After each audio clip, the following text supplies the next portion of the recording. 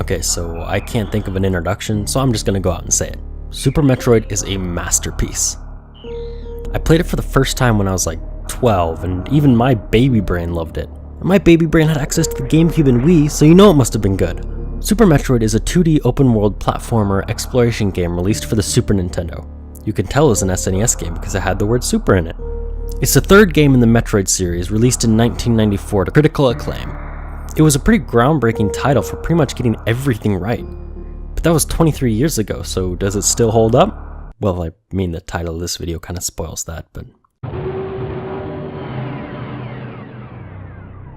You play as Samus Aran, the galactic bounty hunter. She's destroyed the last of the Metroids, an extremely dangerous energy-sucking species, and all that's left is a small Metroid larva. She delivers the baby to a science station for research, then like 5 minutes after she leaves, she gets a distress signal from that same station. The baby Metroid was stolen by the dragon-like space pirate leader Ridley. You have to explore the bowels of the planet Zebes and recapture the Metroid and defeat Ridley. Like I said previously, the game is an open-world exploration-based side-scroller. You travel across the areas defeating the bosses to open the door to Torian, the base of operations for the space pirates. As you fight and explore the environment, you unlock upgrades and abilities allowing you to explore even more of the world. The Metroid and Castlevania series created a new genre of games called, wait for it, Metroidvania. Yeah, how'd they come up with that name? These games are generally 2D platformers with a focus on exploration, but they often have other qualities including open worlds, upgrades, backtracking, and great atmosphere. In my opinion, there are few Metroidvania games that reach the quality of Super Metroid. This game basically wrote the rulebook for this genre, and few games have ever come close to its level.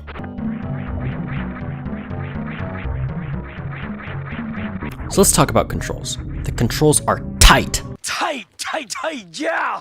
They can feel sluggish and slow and delayed at first, but once you play with them enough, it plays fantastically. You see, Samus is agile and swift, but she's wearing a massive suit of armor, so the controls are a pretty great representation of this. It's slow and clunky to start, but once you get used to it, it feels very natural and you can pull off some pretty cool stuff. But that's not to say it's not challenging. There's a handful of techniques that allow you to perform shortcuts and access secret areas. Some of these moves are pretty hard to pull off, but they aren't required, so you don't need to do them. And because of the way the engine is, mixed with the tight controls, there's so much you can do that was never intended. I mean, just look at this.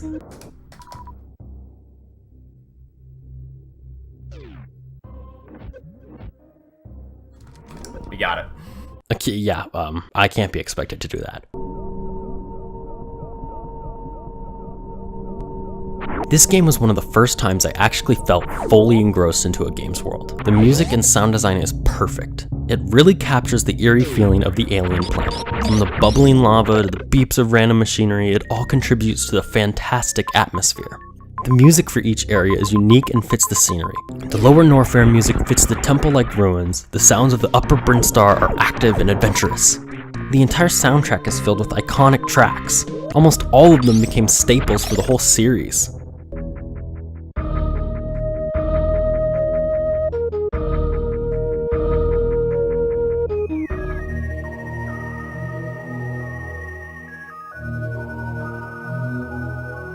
Now let's talk about the beautiful visuals.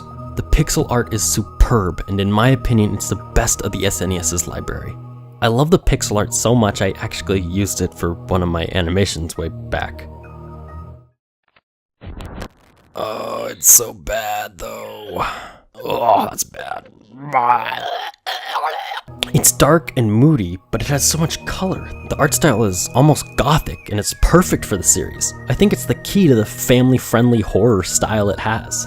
All of this is encapsulated perfectly for an experience that is so buzzword alert immersive. You're so isolated on the planet, and that's exactly how you're supposed to feel, alone. You forget that you're playing a game when you're exploring the vast and long tunnels, fighting the space pirate forces. It's just you in this vast world, and you alone must figure out how to navigate to the next area. You become, buzzword alert, immersed.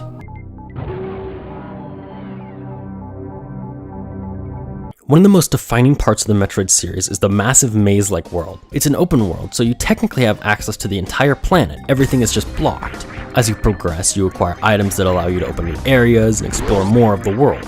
There are many ways, however, to skip entire segments.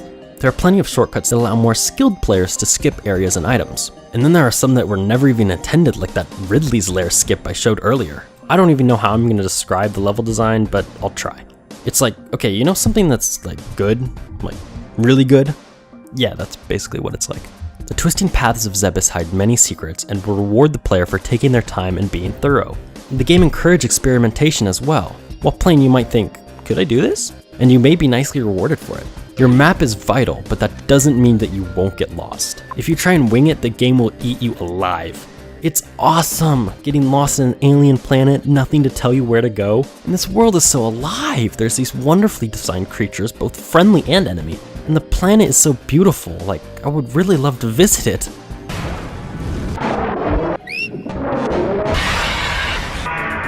On second thought,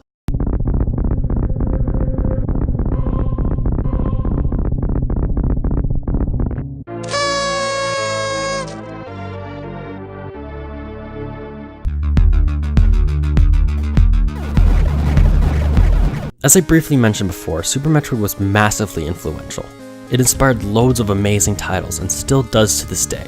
Cave Story, Guacamelee, Xeodrifter, AXIOM VERGE, the entire Shantae series, Hollow Knight, Ori and the Blind Forest, Momodora, Dead Cells, Owlboy, V, Wings of V, Steamworld Dig, kind of, Song of the Deep, Alien Isolation, Dust and Elysium Tale. It has inspired so many creators who have gone and created amazing things. And even if you don't like Super Metroid, you have to appreciate what it's done.